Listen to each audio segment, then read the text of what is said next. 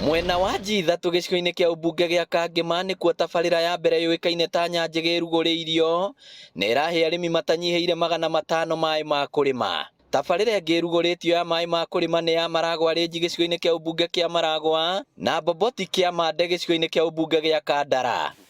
Ndiramĩta scheme tondũ ĩna andũ 1000 arĩa makinyĩirwo nĩ maĩ nĩ andũ 500 na andũ acio kĩmbeca ũngĩtua gũtara ithuĩ twĩkĩrĩte so far rĩu tũratanyĩte nĩ mbeca ũkĩrĩka piũ tondũ ũmũthĩ ndoka kũrugũria mirioni ũguo kĩndũ 200. Tabarĩra ici ciothe irongoreirie kũhũrana na ng'aragu icigo itiganĩte kaunti-inĩ ya Murang'a kũrĩa mũingĩ ũrĩtio gũcihĩmbĩria nĩguo ituĩke kĩguni kũrĩ o.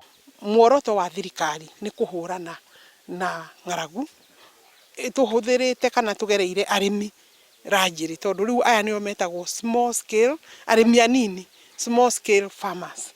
Aya nĩo very key tondũ marĩ grassroots harĩa twaugire tũkwenda kwambĩrĩria kuma thĩ kwambata na igũrũ bottom up.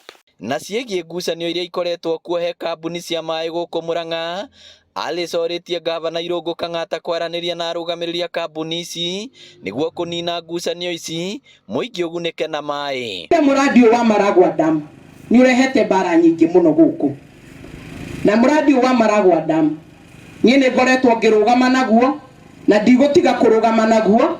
Waziri nĩ ũĩ kwĩ hĩndĩ ndamwĩrire mũnjĩtĩkĩrie tu nyambe nganyagie chini nĩgetha hote kũbuatana na maũndũ maigana na ma maendeleo thĩinĩ wa Maragwa na ngĩkũa cio ndagĩka ya mũico politically tũgakorwo tũrĩ oro hamwe na mũradi ũyũ ndahehereire president along the food security agenda.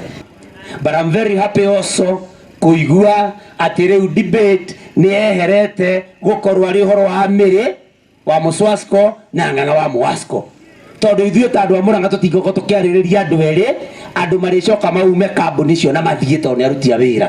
Tũbataire gũkorwo tũkĩarĩrĩria andũ aitũ mekũneo maĩ atĩa maĩ na to ma kũnyua nĩ maĩ kinya ma kũrĩma.